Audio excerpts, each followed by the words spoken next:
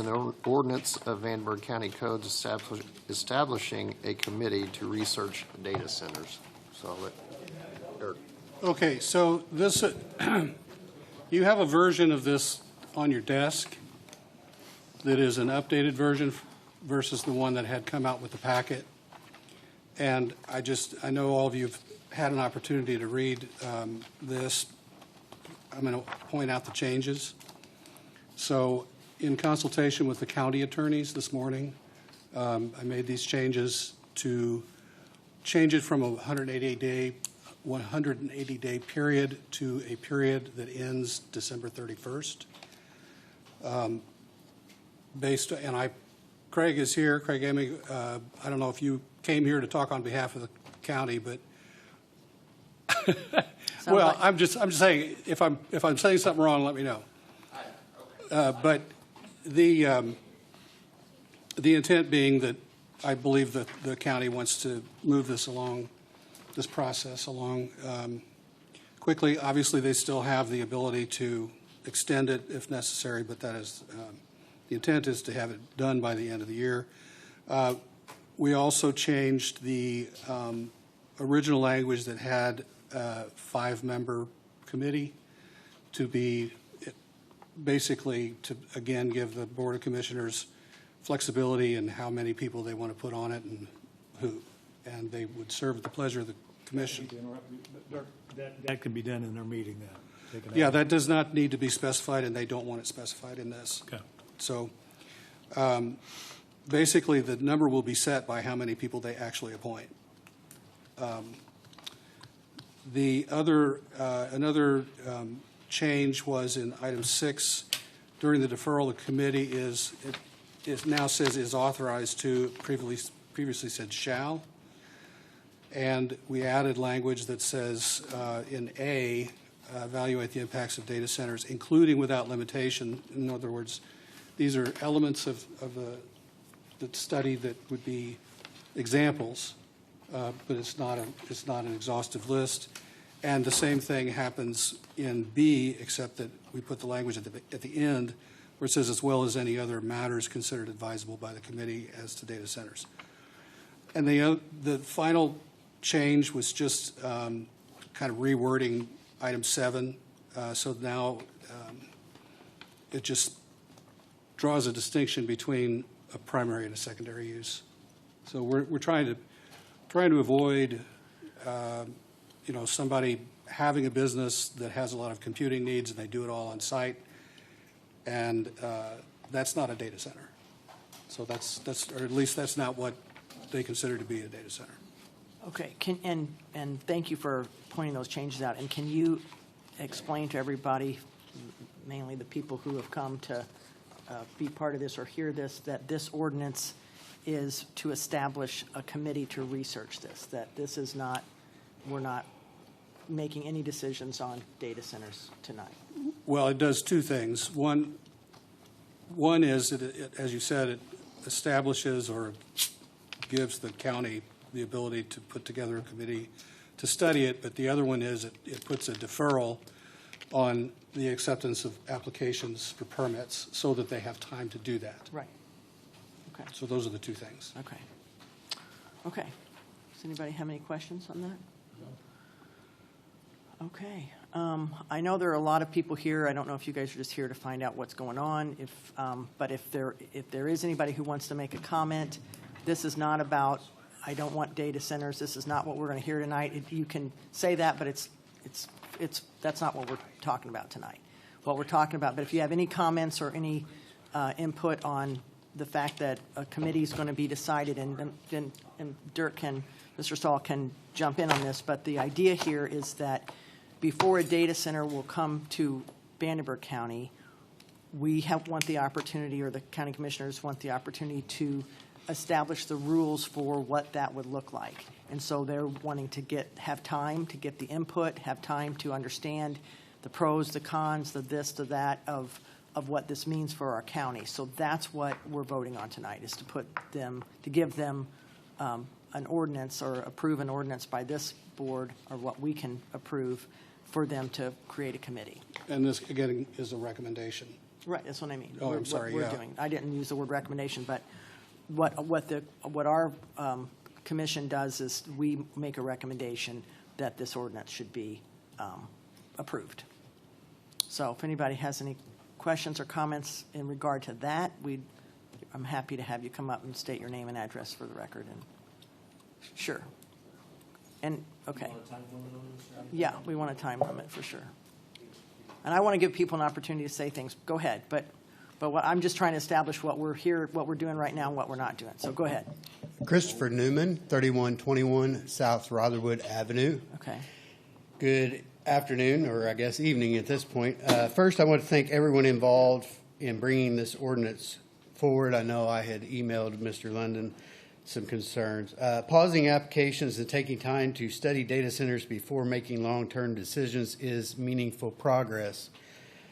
My main concern is making sure the committee has the independence and expertise necessary to do that work. The ordinance currently calls, which it has been adapted since I wrote, for 5 individuals without specifying qualifications or public representation.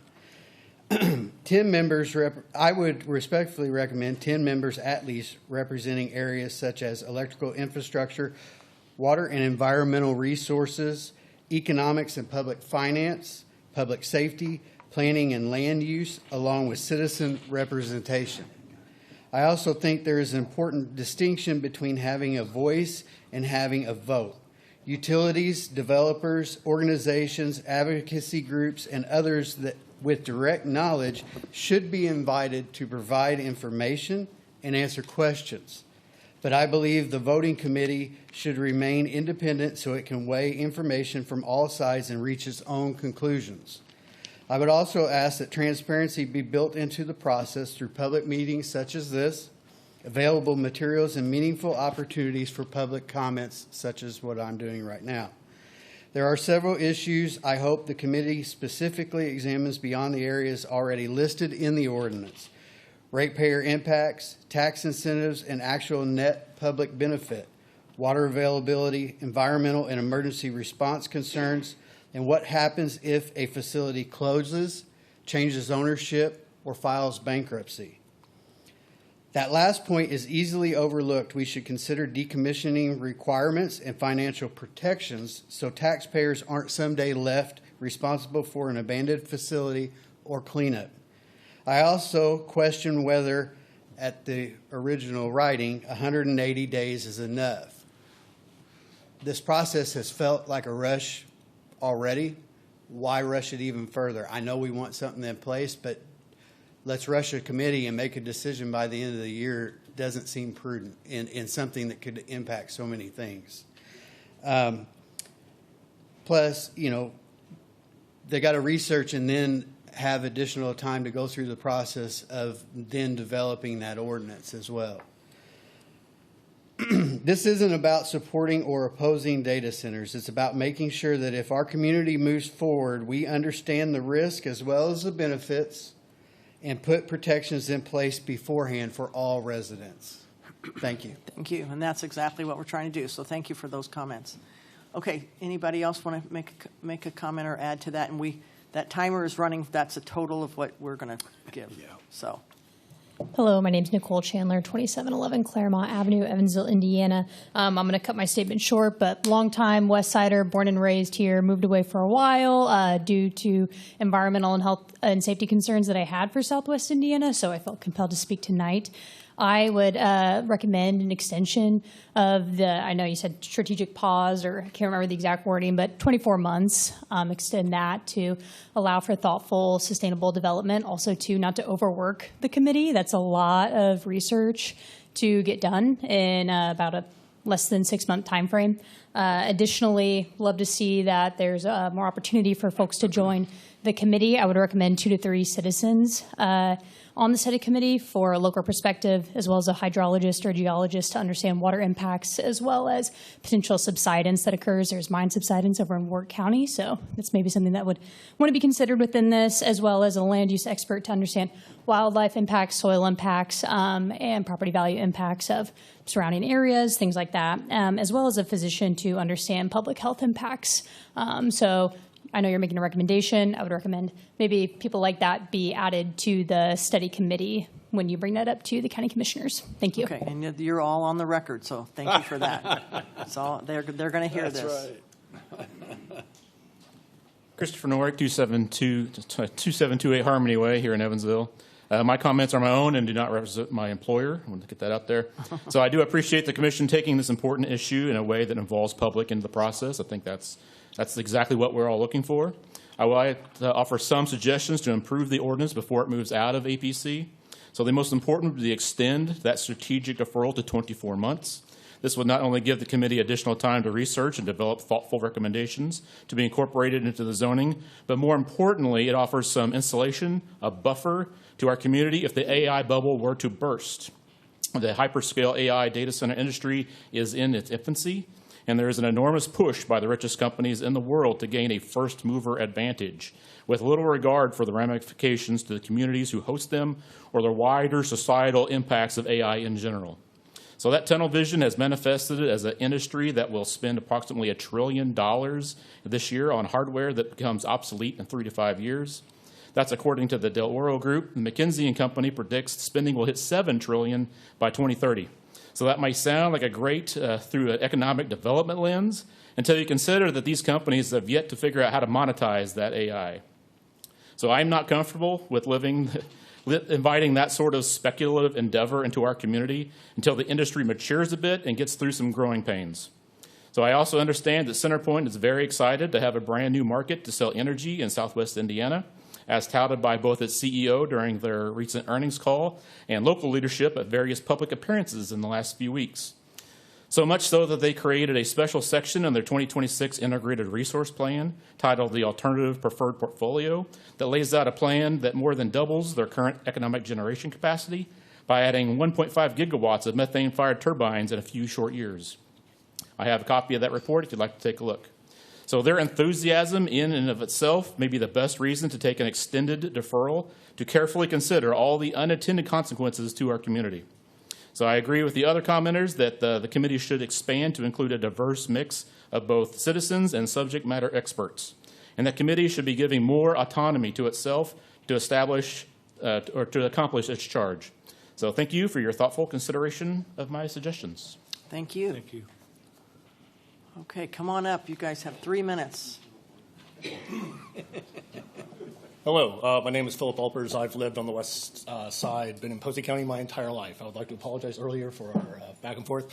But just really quickly, coming from the standpoint of people trying to see what's going on here, I would like to point out what I think is some of the gaslighting that's been happening when people actually try to access information or contact our representatives to actually talk about this stuff.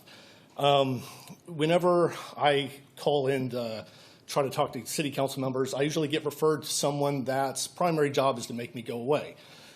And it's a real problem that the times of these meetings and the results that are posted are done so in a manner that maybe 100 people read or have access to.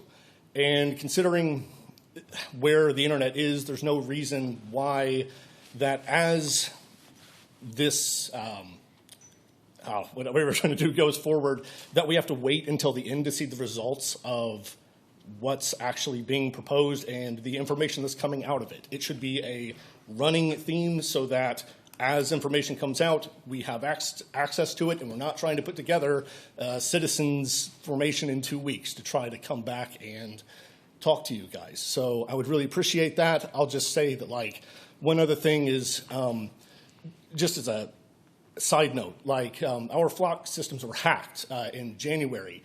And when I called in to express a concern about that, I was informed that she doesn't listen to people that read the internet from their parents' basements.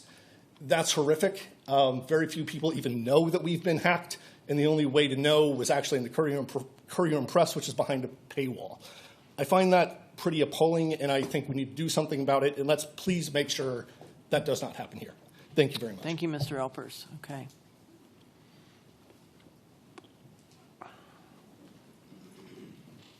Hello, I'm Nina Souders, 828 Keck Avenue, Evansville, Indiana. I'm just going to take up 1 minute of your time. I'm 28 years old and I'm an Evansville resident. The president of the Board of Commissioners was my high school history teacher. I remember one of the assignments he gave us, a debate which posed the question, should we have dropped the atomic bomb on Hiroshima? This bomb was dropped 81 years ago today, August 6, 1945. Now knowing the devastating destruction it caused, I said no. I remember one student who argued it's just the American way. He got an A+. This was my first memory where I realized many of the people around me did not care about the long-term effects our nation's decisions may have on human life and nature. AI data centers are an act of war. If these data centers keep being built, will this question be asked in a history class 80 years from now? Should we have built those data centers knowing the irreversible damage they have done to our precious resources? Did they affect our quality of life? Would the air still be clean enough? Would we still have clean drinking water, or was it just the American way? Thank you. Thank you for that. Okay, our timer went out, but you're the last one. Come on up. Make it quick. I didn't come with anything written down, but I appreciate the 24-month to evaluate these data centers and everything. My personal belief, they're tracking centers, not data centers. But the water, the heat, the noise, and everything else goes with the data centers. And not only that, is the damage to their bee population. Our bee population is in a dire need of help as we speak. I'm a beekeeper. I sell a lot of honey here in town. But you know how long we'll live if all the bees perish? Not very long. So the data centers, they will affect the navigation of the honeybee. And if they can't find their way back home, that will cause colony collapse. If we get too many bees not be able to return to home, that's what'll happen. So I just want to say that part. Okay. And I thank you for listening to me, and 24 months And would be a good did idea. Did you tell me your name? I don't Oh, know. I'm sorry. Yeah, John Sissel, 10,030 Upper Mount Vernon Road. perfect. I Thank was you. trying to, No, that's okay. Trying to It's hurry. my job to get your name, so thank you so much. Okay, now you're going to be the last one because he was the last one. Yeah, okay. Erin Hempfling, 3104 East Cherry Street, Thank you. 47714. Everyday Hoosiers are being asked to absorb risks and make real sacrifices based on vague pledges and hedging language. Data centers have the potential to reduce property taxes. They could bring down utility bills. I don't think we should move full steam ahead based on hypotheticals, hype, or the marketing budget at EREP. We shouldn't defer to the desires of big tech to complete this build-out as cheaply or as quickly as possible, nor allow CenterPoint ratepayers to become guinea pigs in a grand experiment we cannot afford. For these reasons, I support strong and enforceable regulations for data center development, grounded in research and careful consideration of facts, data, and lessons learned from other communities. I applaud the APC for starting this conversation. Given the scale and unique characteristics of these projects, I believe these regulations should be shaped by a diverse group of residents and stakeholders, as proposed by Christopher Newman. The quality and thoroughness of this process depends heavily on the inputs. I would like to see the size of this committee scaled to include experts who can speak to and interrogate matters ranging from public health and safety to utility costs to infrastructure, geology, hydrology, economic and social impact. More than 5 people, in other words. I agree that it should probably be on the scale of 10, a dozen, probably. I would also like to see these projects deferred not through the end of the year, but for 2 years. Residents and decision makers deserve ample time to analyze and weigh benefits, risks, and trade-offs, and to shape strong language, and to do so without pressure or outsized influence from entities that stand to profit. After all, if AI proves as capable and as beneficial as its promoters claim, the demand will still be there when or if Vanderburgh County is ready, and the alleged benefits should be self-evident. Finally, I urge anyone involved in this work to carefully and honestly weigh the county's capacity and appetite for enforcement. If a resident can accrue tens of thousands of dollars in fines for ordinance violations with no change in status and behavior, which is happening in my own neighborhood, what would compel a Meta or a Google or an Amazon to play by the rules when it's cheaper to ignore them? This conversation is fundamentally about growth, but you have access to a wealth of expertise, experience, and imagination in this community. I encourage you to tap these resources wisely so that we can shape a future that truly benefits everyone. Thank you for your time. Thank you very much. Okay, thank you all. So you want us Okay, any more to, I mean, are we comments? asked to have a motion and vote on approving this as an ordinance? It is an ordinance. I make a motion to approve. Second. Okay, we have a motion and a second. Cassie, will you please call the roll? Mr. Walters? Yes. Mr. Green? Yes. Mr. Hooper? I'd love to be on the committee. I'd love to have more than 4+ months, but I don't think it's our purview to change that. I'm a yes. Mr. Nix? Yes. Mr. Peggy? I vote yes. Mr. Shetler? Yes. Ms. Stevens? I vote yes, and so this ordinance is approved by our committee as a recommendation to move forward with approval. But I will say this to all you here, this is going to county commissioners. We're not the final decision maker. We were asked to approve what, as Mr. Stahl said, they've worked on together, so this will move forward with recommendation. We'll re-announce their meeting date. Approval. Yes, and I will re-announce their meeting date. Oh, well, you that's don't know? right. Okay. We will, I mean, we're looking at maybe trying to get a meeting room maybe across the street or somewhere in here. So I'm saying the county commissioners, we don't know what meeting. They haven't scheduled. They it. will hear this. I have to send it to them and they'll put it on whatever meeting they. Well, you can watch for it on their website as to when they're going to, when they will approve it. They will adopt it, and we just have to send it forward as a recommendation for approval. Okay, thank you. Anything else to come before us? Yeah, I got, just under other business, I've got in front of you the improvement location permit yeah. application form, and we just made a couple of changes just to improve that so it's clear. But we have not only the project owner sign it, but also the property owner. And we're just trying to clarify that, so we created a line for them to be able to sign. So Okay. we're just asking to get the form approved so we can get that cleared up. And Okay, does Motion to everybody know approve the what we're form? talking about? This Se- one right here? I Second. just have one question. Power of attorney can sign? They could, yeah. I mean, Okay. That satisfies our It staff. would need to be a recorded power of attorney, but yeah. Okay. Yep. Fair enough. Okay, so. We have a enter- motion and a second, so. Okay, we have a motion and a second. Cassie, will you please call the roll on this? Mr. Green? Aye. Mr. Hooper? Yes. Mr. Nix? Yes. Mr. Peggy? I vote yes. Mr. Shetler? Yes. Mr. Walters? Yes. Ms. Stevens? I vote yes as well, so this supporting information for all applications, form changes are approved. Okay, anything else? All right. that's it. Thank you all. I'll entertain a motion to adjourn. Motion and a second. All in favor signify by saying aye. Aye. Opposed? Okay, this meeting is adjourned. Thank you all. Thank